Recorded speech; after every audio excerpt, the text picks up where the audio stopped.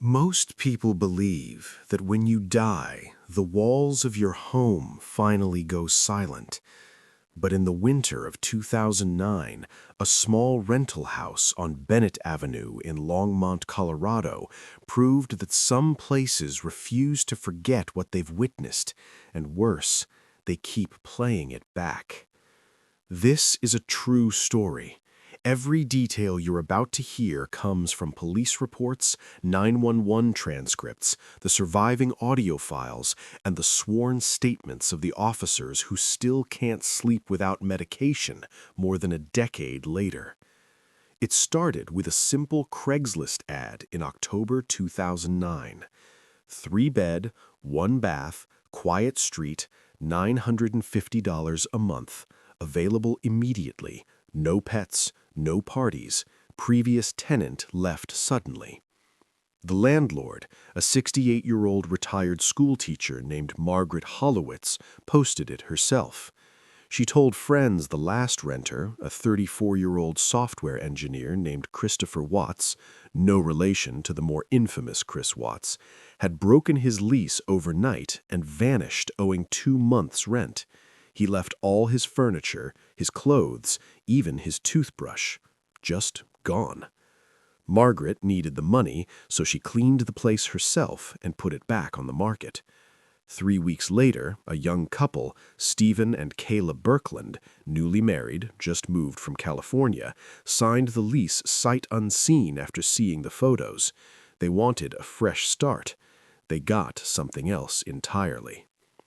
Day 1 was normal. They carried boxes, laughed, ordered pizza. Day 2, Kayla texted her mom. The Wi-Fi here is weird. The previous guy left his smart home stuff behind. Nest cams, Google Homes in every room, even the basement. Landlord said we can use it all. The account is still active. Kinda creepy, but free security, right? That night, at 2:17 a.m., the first anomaly appeared. Stephen was asleep. Kayla got up to get water. As she walked past the living room Google Home, it suddenly spoke in a man's voice she had never heard before. Man's voice, recorded, distorted, but clear. You don't belong here. This is my house. Kayla screamed. Stephen ran in. They played the clip back. The device had no scheduled alarms, no linked calendar event. They factory reset it. Problem solved. Or so they thought. 3 nights later, every single smart speaker in the house began playing the same 14-second audio clip at exactly 3:03 a.m. Pause. Let the listener hear the recreated clip. Previous tenant, whispering, frantic. If you're hearing this, that means I didn't make it out. Whatever you do, do not go into the crawl space under the stairs. She's still there. She's waiting. Then a woman's voice, far away, muffled like it's coming from inside the walls, screams one word. Christopher! The couple unplugged every device. They even pulled the smart thermostat off the wall. It didn't matter. The audio kept playing from speakers that now had no power. By the end of week 2, Kayla was recording everything on her phone because nobody believed them. Listen to this actual 37-second clip she captured on November 9th, 2009. This file still exists on the Longmont PD evidence server. Play the real distorted audio. Audience hears thumping footsteps, then breathing right into the microphone, then the same man again, now sobbing. I tried to leave.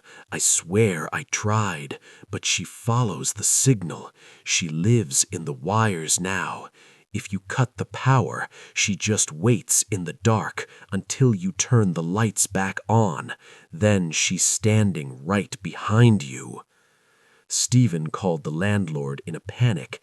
Margaret arrived the next morning, annoyed, thinking it was just leftover Alexa routines. She stepped inside, and within 30 seconds, every light in the house began flickering in perfect synchronization. Margaret, a woman who had never believed in ghosts, dropped her purse and whispered, "Oh my God, it's happening again." See, Margaret had forgotten one crucial detail when she rented the house to the Birkelands. 6 years earlier, in 2003, the exact same thing had happened to another couple. They lasted 11 days before they fled in the middle of the night, leaving everything behind.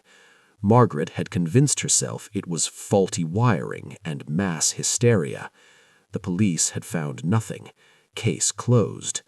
But now it was back, and this time it was recording new material.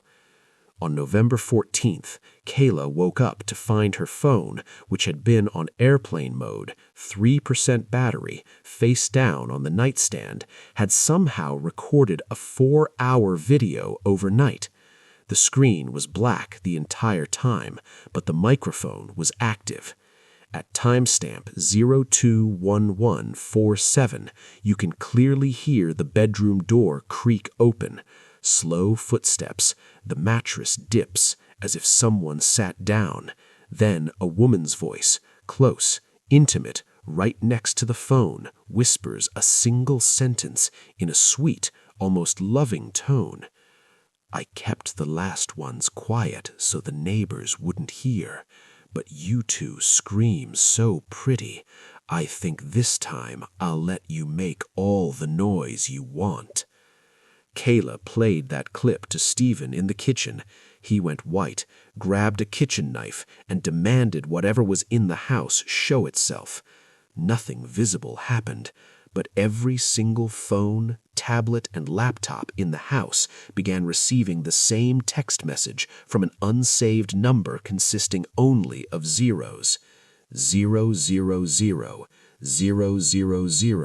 000.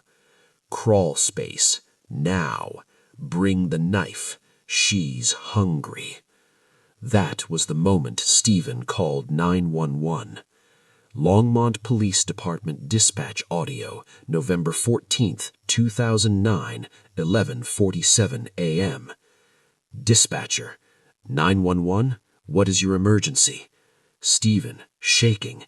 There's something inside our house. It's in the walls. It's in the electronics. It's telling us to go into the crawl space. We're afraid there's a body. Officers Ramirez and O'Connell arrived in under 6 minutes, body cams rolling. As soon as they stepped on the porch, every smart bulb in the house, even the ones that had been removed and were sitting in a cardboard box in the garage, turned blood red. Officer Ramirez's body cam captured what is still, to this day, the most viewed internal affairs video in Colorado law enforcement history. They found the crawlspace hatch under the stairs. It had been nailed shut from the inside. 37 rusty nails, bent outward like something inside had tried to claw its way out years ago. When they pried it open, a wave of the most god-awful smell rolled out, sweet, metallic, rotten. Inside, wrapped in clear plastic sheathing and duct tape, was the partially mummified body of a woman in her late 20s. Her mouth was sewn shut with what appeared to be Ethernet cable. Her eyes were missing, just black, empty sockets staring up at the officers. But the worst part, the part that still haunts Ramirez every night, was the Nest camera mounted on a tripod in the corner of the crawl space, pointed directly at the body. Its red recording light was still blinking. That camera was live streaming 24/7 to an unregistered YouTube account for 6 years straight.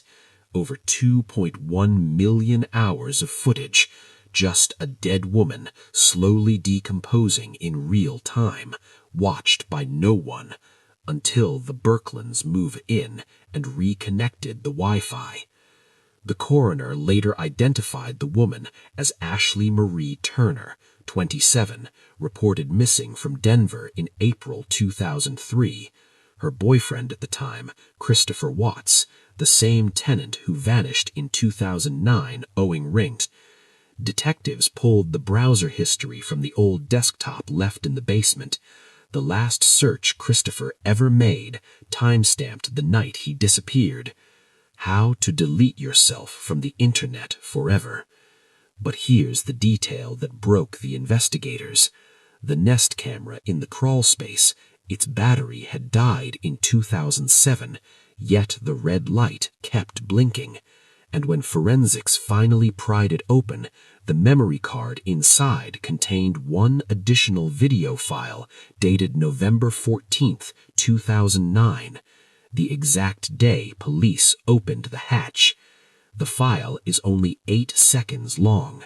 It shows the inside of the crawl space from the camera's own lens, while Between 2014 and 2016, if you drove south on Interstate 675 out of Dayton, Ohio, between mile markers 7 and 13 after midnight, there was a very good chance you would see him.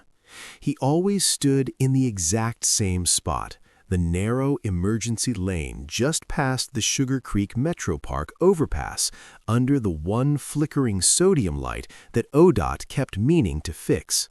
6'2", maybe 6'3", thin, wearing a dark hoodie pulled up and a plain white plastic mask, the kind you buy for 99 cents at a Halloween store. No eye holes, no mouth hole, just smooth, featureless white, except for the wide, hand-painted black smile that went almost ear to ear. Drivers called him the Smiling Man. He never moved, he never waved, he just stood perfectly still, facing traffic, head tilted about 15 degrees to the left, like he was waiting for someone specific. The first official report came on September 19, 2014 at 12:47 a.m. Ohio State Highway Patrol dashcam, Trooper Daniel Kaiser. Trooper Kaiser radio. Control, I've got a 1050p, pedestrian on the shoulder, mile marker 9 southbound. Looks like he's wearing some kind of mask. I'm going to make contact. Control, 10-4, use caution. You can watch the footage on the patrol's public FOIA server. It's only 42 seconds long. Kaiser pulls over, lights him up with his spotlight. The figure doesn't flinch. Kaiser steps out, hand on his holster. Kaiser, body mic. Sir, step away from the roadway. Sir. No response. Kaiser gets within 10 feet and the smiling mask suddenly tilts up, as if the man is looking straight into the dashcam lens, even though there are no eye holes. Then he raises his right hand and waves, one slow, deliberate wave, like a child saying goodbye to a school bus. Kaiser instinctively waves back. The second he does, every light on the cruiser dies. Engine, headlights, dashcam, bodycam, even Kaiser's maglight. Total blackout. When power comes back 8 seconds later, the shoulder is empty. No footprints in the soft mud, no heat signature on the FLIR that was mounted on the roof, just the smell of wet pennies in the air. Kaiser requested immediate backup and a psych evaluation for himself. He retired 6 months later. After that night, sightings exploded. Truckers on CB Channel 19 started calling him Cheshire because that grin floats there even when the body's gone. Dashcam compilations hit YouTube. The most viral clip, 2.4 million views before it was age-restricted, shows a minivan with a family of 5 passing the smiling man at 72 miles per hour. The little girl in the back seat waves at him through the window. The smiling man waves back in perfect synchronization, even though he's now 200 yards behind them and shrinking in the frame. The mother who took that video hanged herself in a Motel 6 off I-75 3 weeks later. Her suicide note had only one line. He kept waving from the cornfield outside my room. He never stopped. By spring 2015, the Ohio State Highway Patrol had logged 187 separate sightings, 0 arrests, 0 evidence anyone had ever stood there. The light pole he favored had no fingerprints, no DNA, no scuff marks on the concrete. Then people started disappearing. April 23, 2015, 22-year-old nursing student Megan Ellis last seen on Snapchat pulling on to 675 South from the Centerville exit. Her Honda Civic was found abandoned at mile marker 10, driver door open, engine running, radio playing static. On the passenger seat, a plain white Halloween mask with a fresh, still wet black smile painted across it. May 11, 2015, long-haul trucker Paul Big Country Morlock vanishes after posting on Facebook, "Third night in a row that smiling freak is standing outside the Petro stopping point. I swear he gets taller every time." His rig was discovered at mile marker 8, hazard lights blinking in perfect rhythm to the song "Don't Fear the Reaper." The cab was locked from the inside. Paul was never found. By July, the FBI's Behavioral Analysis Unit quietly opened a file labeled USUB Smiler. They noticed something that made the hair on every agent's neck stand up. Every single missing person had waved at him. Every single one caught on camera doing that friendly little wave back. The ones who didn't wave, they saw him, they reported it, they lived perfectly normal lives afterwards. Some even drove that stretch nightly just to prove they weren't scared. The rule was simple and insane. Wave back and you're marked. In August 2015, an off-duty Dayton PD detective named Marcus Holloway decided to test the rule. He borrowed an unmarked Tahoe, mounted 4 GoPros, and parked under the flickering light at 1:13 a.m. He left the driver door open, stepped out, and stared at the smiling man, who was already waiting 30 feet away. Holloway did not wave. Instead, he drew his off-duty Glock and fired 3 rounds center mass. The muzzle flashes lit up the figure perfectly. No recoil impact, no blood. The bullets simply ceased to exist mid-air. The smiling man tilted his head further, almost curiously. Then he reached up with both hands and slowly lifted the mask off. Underneath was nothing. Literally nothing. A black void where a face should have been, like someone had erased him from reality. Holloway's body cam caught his last words.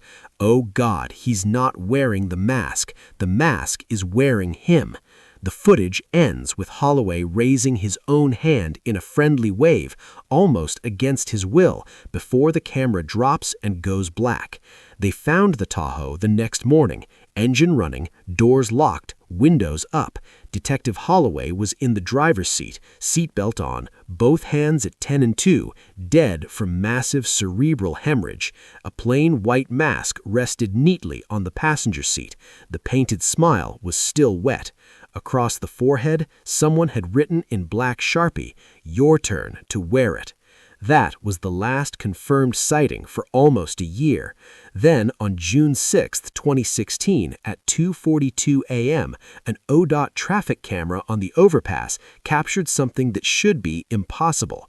The smiling man is standing in his usual spot.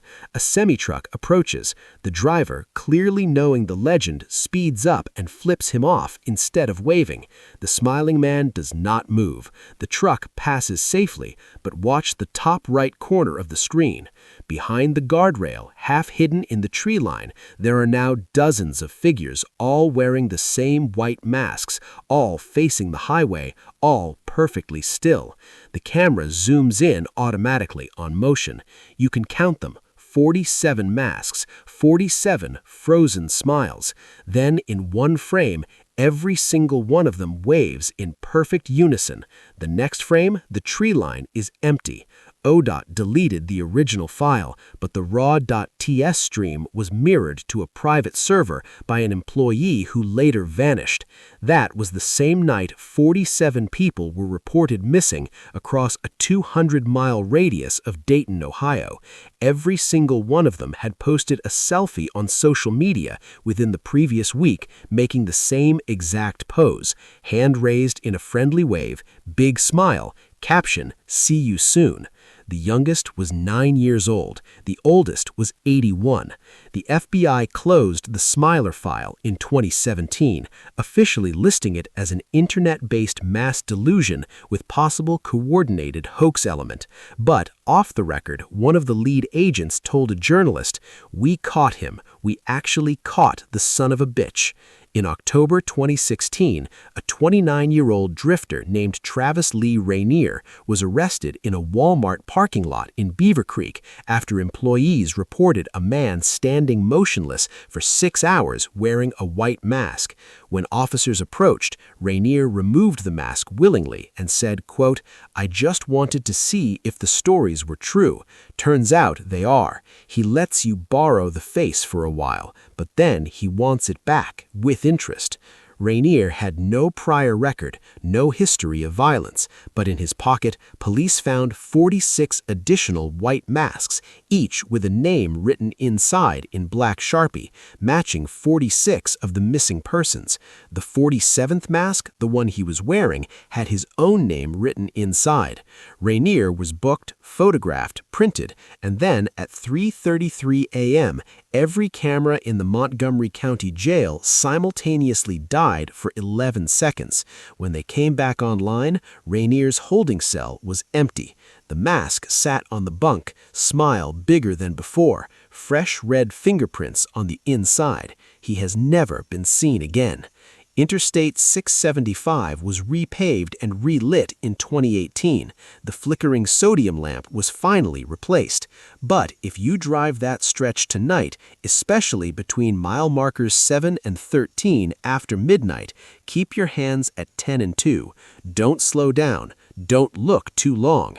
And whatever you do, do not wave, because somewhere out there, the smiling man is still collecting. Chicago O'Hare International Airport handles more than 900,000 flights a year. Over 80 million passengers pass through its terminals, and every single day, at least a dozen of them report the exact same thing to TSA or Chicago PD. I saw a child standing alone in a restricted area, barefoot, wearing an old-fashioned nightgown, just staring at me. When I blinked, they were gone. Security calls it mass fatigue hallucination. Pilots call it the O'Hare kids. And the janitors who work the midnight shift in the sub-basements, they don't call them anything at all. They just leave bowls of milk near the freight elevators and pretend they don't hear the singing. This is not an urban legend. This is documented in over 4,700 incident reports from 1978 to present day, all stamped confidential, employee morale. It started with United Airlines Flight 811 from Honolulu to Chicago, February 24, 1989. The official NTSB report says explosive decompression caused the cargo door to blow open at 23,000 feet, sucking 9 passengers out over the Pacific. What the public report leaves out is that 7 of the 9 were children, ages 4 to 11, traveling alone under the old unaccompanied minor program. Their bodies were never recovered. 3 days later, on February 27, 1989, at 2:14 a.m., a baggage handler named Luis Morales was working the lower level of Terminal 1 near the old belt loader tunnels that haven't been used since the 70s. His radio crackled with a little girl's voice. Little girl, clear, sweet, with a faint Hawaiian accent. "Mister, can you help me find my mommy? I think I got on the wrong plane." Luis answered, thinking it was a lost kid who'd slipped past security. "Luis, Stay where you are, sweetheart. What's your name? Little girl. Leilani. I was sitting in 14C. Then everything got loud and cold, and now I'm down here with the suitcases. Luis walked toward the sound. He found a tiny bare footprint in hydraulic fluid near tunnel C17, size 11 children's. The print was wet. The tunnel was bone dry. He followed the footprints for 180 feet. They stopped dead in front of a rusted maintenance door marked No Entry, Asbestos Removal 1983. The door was chained shut. The chain was intact, but on the floor directly in front of it was a single United Airlines Junior Wings pin, still shiny, still smelling faintly of jet fuel and ocean water. Luis quipped the next day. He told his supervisor the airport had swallowed those kids and never spit them out. That was the first documented sighting. By 1995, the sightings were so frequent that United and American quietly moved all unaccompanied minors to daytime flights only. They never admitted why. Then came the photos. In 2003, a TSA agent named Denise Carter took this Polaroid while doing a random bag search in the old Concourse K baggage makeup area. The photo is still in Chicago PD evidence locker 19C. It shows a normal conveyor belt stacked with luggage, and standing perfectly still between two suitcases is a little boy in soaked pajamas, skin bluish-white, lips purple, eyes completely black. He's holding a teddy bear that's missing one eye. He's staring straight into the camera and smiling like he's posing for a family vacation picture. Denise dropped the camera and ran. When she came back with security, the boy was gone. The Polaroid remained. The teddy bear in the photo was later identified as belonging to Matty Kessler, United Flight 811, Seat 12F. After 9/11, the airport expanded. They built Terminal 5, dug deeper tunnels, installed miles of new conveyor systems. And every time they broke ground, construction crews found things. Children's shoes from the 1940s, a 1962 American Airlines boarding pass for a flight that never existed, tiny handprints pressed into wet concrete that was poured the day before. In 2007, during the runway 9R expansion, a backhoe operator unearthed a rusted metal locker the size of a coffin. Inside were 9 child-sized United Airlines blankets, each one neatly folded around a single boarding pass dated February 24, 1989. Every blanket was soaked with salt water that smelled exactly like the Pacific Ocean. The locker was photographed, logged, and then quietly reburied the same night under 40 feet of new tarmac. The foreman who ordered it still receives an anonymous child drawing in the mail every February 24th. Always the same crayon picture, a silver plane with a hole in the side, 9 stick-figure children holding hands in the sky, and the words, "We're still flying," written at the bottom. But the most terrifying proof came in 2019. A TikTok user named @O'HareJanitor666, account now deleted, posted a 27-second video filmed on a body cam in sub-basement level 4, the abandoned people mover tunnel that connects Terminal 3 to the old cargo facilities. The footage is dark, lit only by his headlamp. He's walking alone, narrating quietly. Janitor, whispering. Rule number 1, if you work nights here, never follow the singing. Rule number 2, if you see milk that wasn't there before, walk the other way. He turns a corner, and the camera catches 9 children standing in a perfect circle under a broken fluorescent light, all barefoot, all wearing different airline uniforms from different decades: TWA, Pan Am, Eastern, Braniff. Their heads are bowed. They're holding hands. The janitor freezes. The children slowly raise their heads in perfect synchronization. Their eyes are solid black.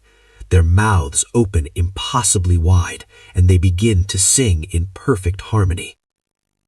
You are my sunshine, my only sunshine. The janitor backs away.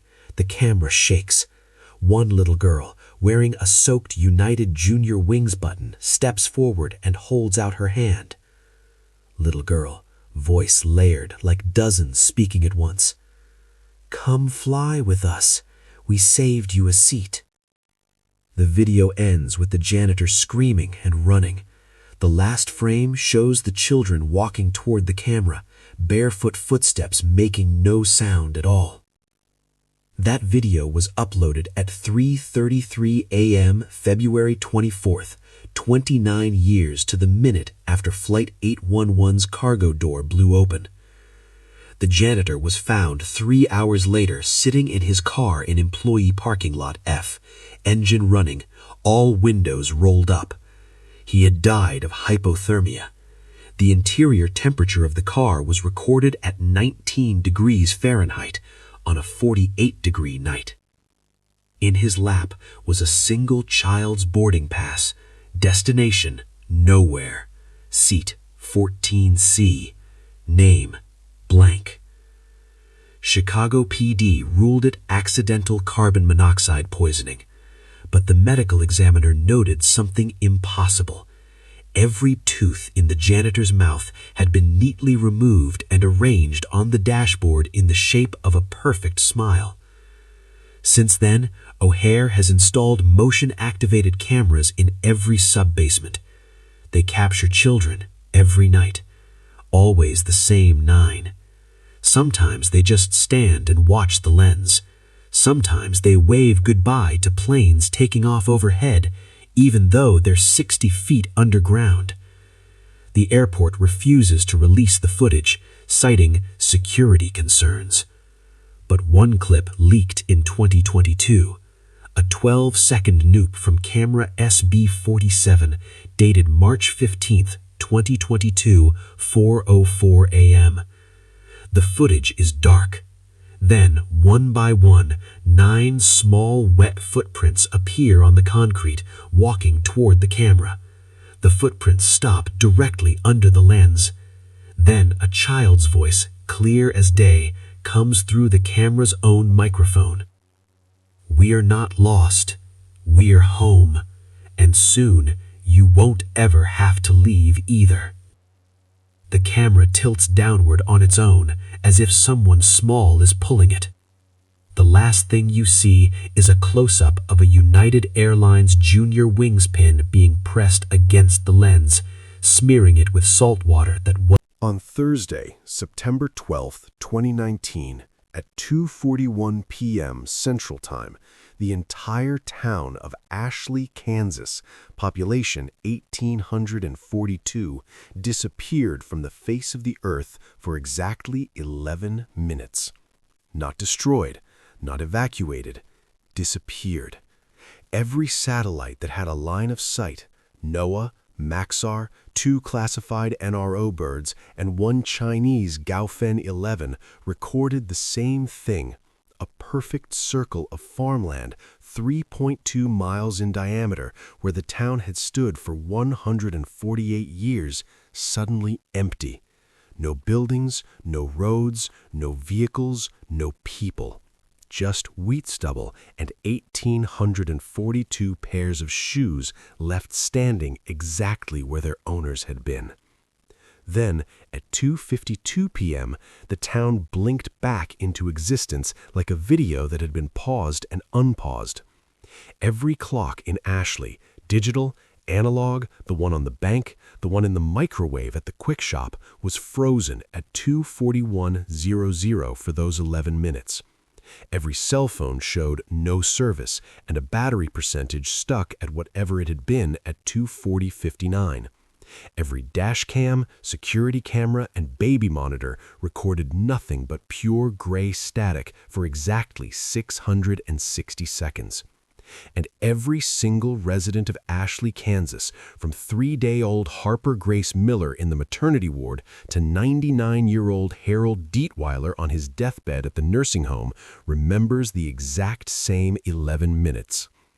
This is their collective statement, taken by FEMA and the FBI under sodium pentothal because no one would believe them otherwise. At 2:41 p.m., the sky turned the color of television tuned to a dead channel. Then the sound stopped. Not quiet, stopped. No wind, no insects, no breathing, no heartbeats.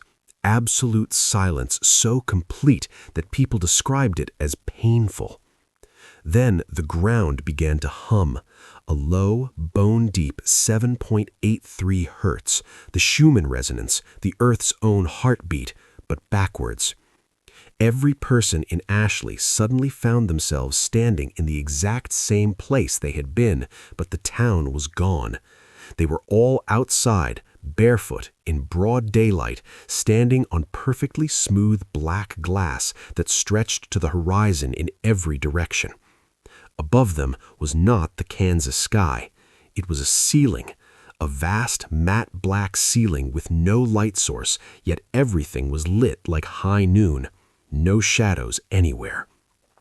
And on that ceiling, written in letters so large they hurt to comprehend, were the words, "Be not afraid." Then the children started screaming, because every adult in Ashley could still see the town, their houses, the cars, the grain elevator, all perfectly normal, but the children could not. To anyone under the age of 12, there was only the black glass and the ceiling and the words. 12-year-old Kaylee Roth later drew this picture under hypnosis. It's in the sealed FEMA packet labeled Ashley 2019-09. A stick figure family standing on black ground. The parents are looking up in terror. The little brother is pointing at the sky ceiling, smiling, and above them, in red crayon, the words "Be not afraid" are crossed out and rewritten underneath in a child's scrawl. We are not. At 2:47 p.m., 6 minutes in, the shoes began to fall. From nowhere, thousands of shoes started raining silently out of the sky, left and right, adult and child, all styles and sizes, all empty, all landing upright and perfectly spaced like soldiers at attention. People tried to run. Their feet made no sound on the glass. Some tried to scream. No sound came out. That was when the figures appeared. At the edge of vision, just beyond where the town limits should have been, tall silhouettes began to form, human-shaped, but wrong, too thin, too still, no faces, just smooth black like the ceiling. They did not walk, they simply existed in new positions every time you blinked, getting closer. At 2:50 p.m., the message on the ceiling changed. The words "Be not afraid" dissolved letter by letter and were replaced with a single sentence in the same towering script. You were never supposed to leave. That was when 98-year-old Harold Dietweiler, who had been bedridden for 6 years, stood up from his hospital bed, walked barefoot across Main Street, and began speaking out loud in a language no one recognized. Later linguists identified it as pre-Clovis Paleo-Indian, extinct for 13,000 years. He spoke for exactly 60 seconds, then lay back down in his bed and died peacefully. His last words in English recorded by a nurse's phone. They just wanted to know if we still remembered how to come home. At 2:51:55, every resident of Ashley simultaneously felt an overwhelming compulsion to remove their shoes. They did, willingly, calmly, like taking off a coat after a long day. The second the last shoe came off, the black glass beneath their feet rippled like water, and they began to sink. Not fall, sink, slowly, ankle-deep, knee-deep, waist-deep into perfect mirror blackness. No one fought it. They describe it as the most peaceful feeling of their lives, like being tucked into bed by a parent you hadn't seen in decades. At 2:52 exactly, reality snapped back. Everyone was standing exactly where they had been at 2:41 p.m., barefoot, shoes neatly placed in front of them as if someone had politely set them down. The sky was blue again. The cicadas roared back to life so loud it hurt.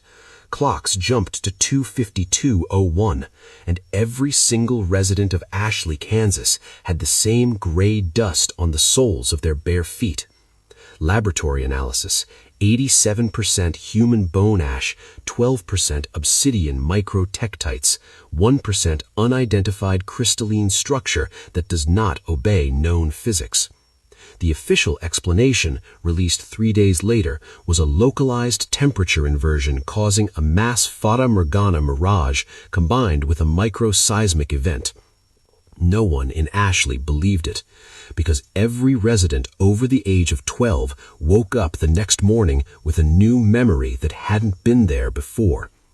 A memory of standing on that black glass plane as a child decades ago, looking up at the same ceiling, reading the same words, and freely choosing to step into the shoes that were waiting for them. They remembered putting the shoes on and waking up in Kansas, every single one of them, like they had been away for a very long time, and September 12, 2019 was simply the day the loan came due. In the year since, 312 residents of Ashley have vanished without a trace, always at 2:41 p.m. on a Thursday, always barefoot, always leaving their shoes behind in perfect position.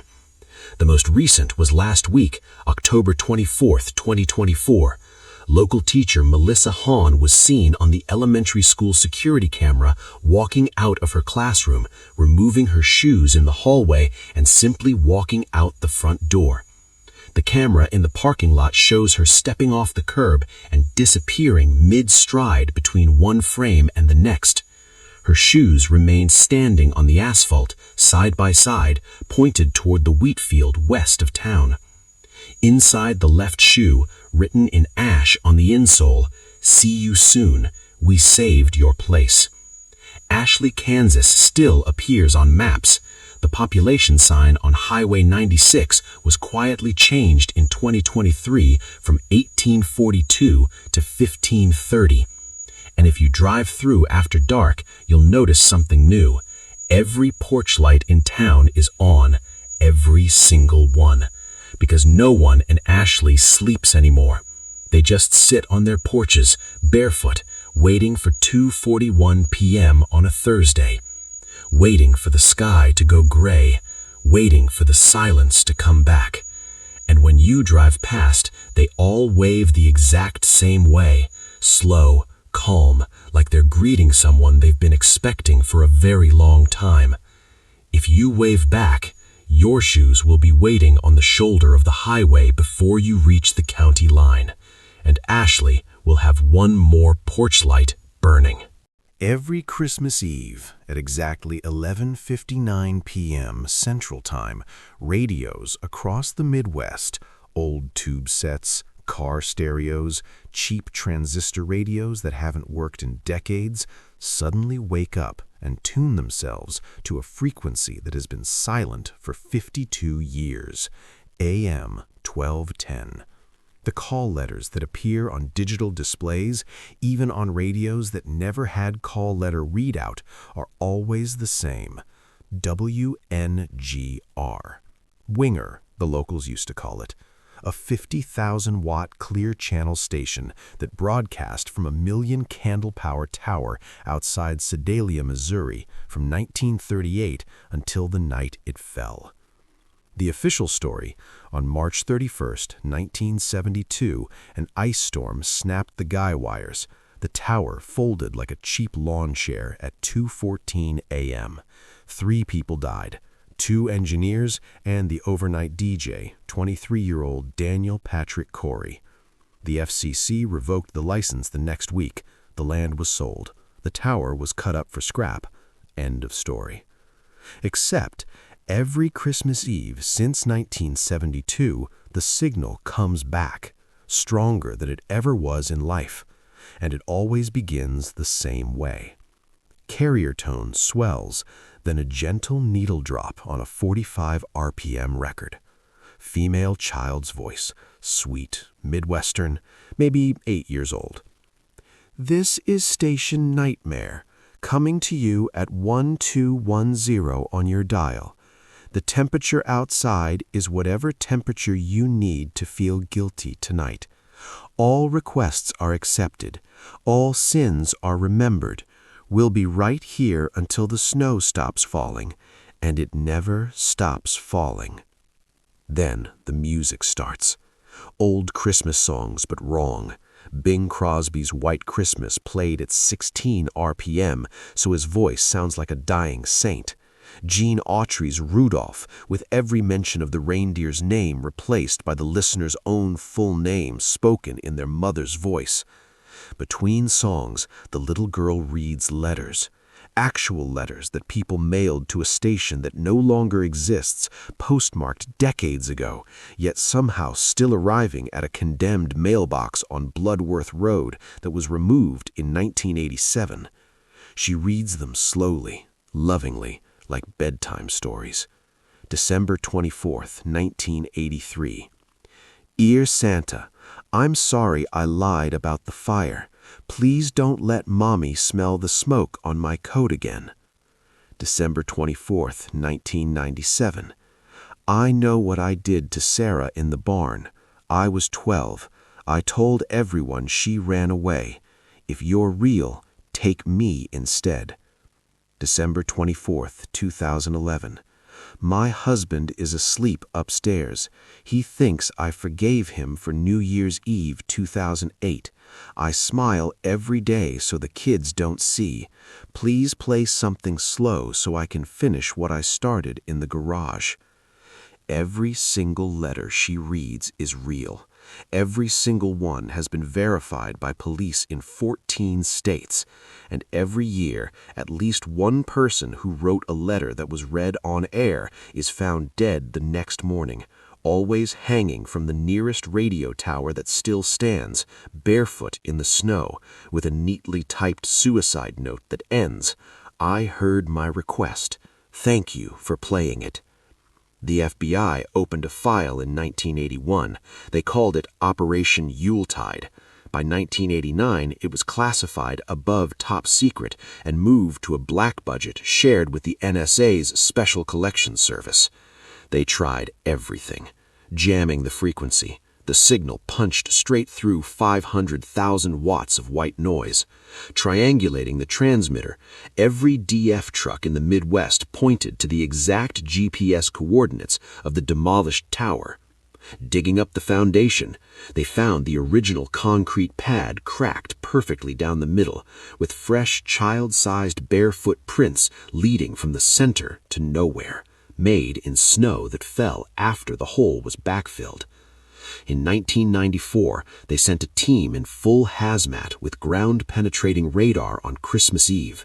At 11:58 p.m., the radar screen filled with hundreds of small human shapes standing directly beneath the team's boots, looking up.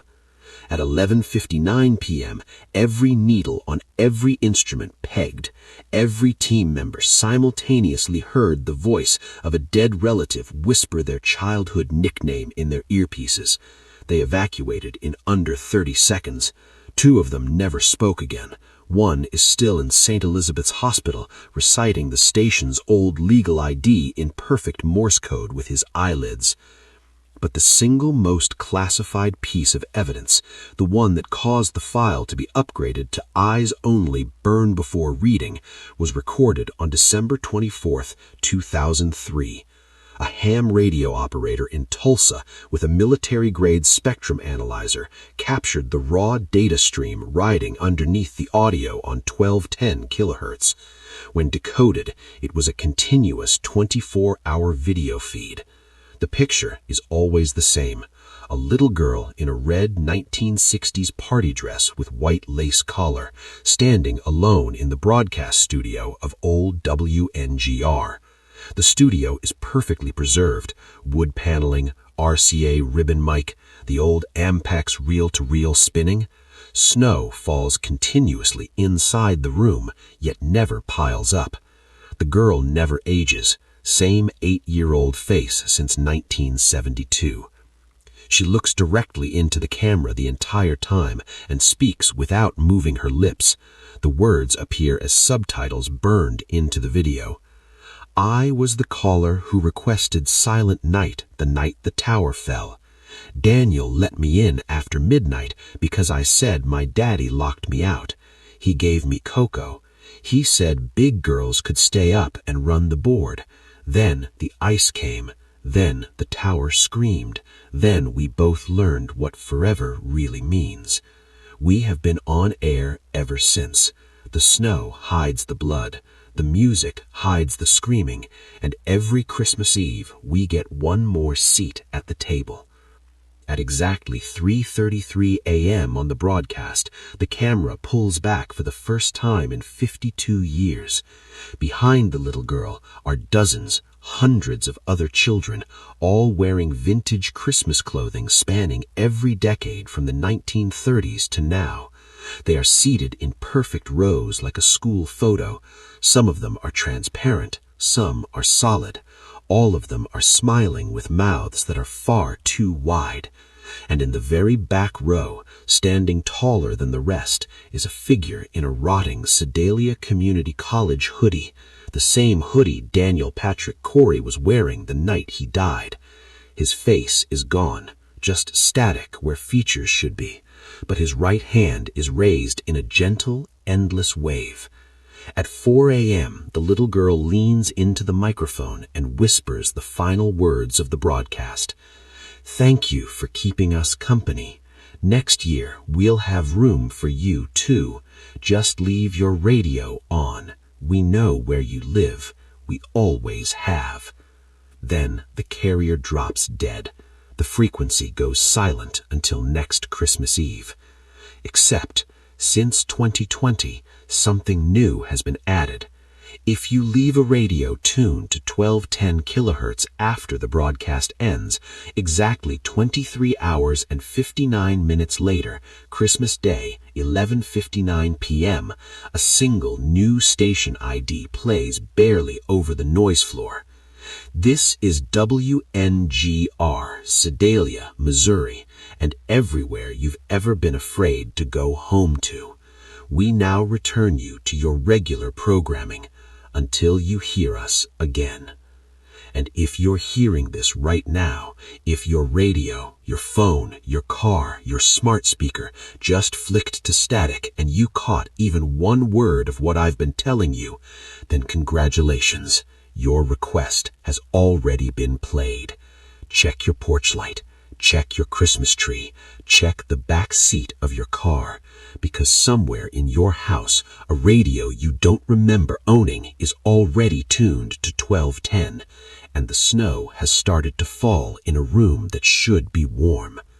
The little girl asked me to save the longest part for last. She asked me to tell you her real name, the one never spoken on air. It's the same 8 letters that are scratched into the ice of every car windshield in America on Christmas morning for the last 52 years. Marry me. She says she's been waiting under your tree since you stopped believing, and this year the tower doesn't have to fall again, because you just let her in. Carrier tone returns, louder than ever before, then sudden dead silence for 15 full seconds. This has been a special holiday presentation of true American horror. 5 parts, over 10,000 words, 0 fiction. If you listened all the way to the end, if you listened all the way to the end, look behind you. The chair you thought. Thanks for staying with me through every shadow tonight. If these stories crawled under your skin the way they were meant to, do me a favor before you turn off the lights.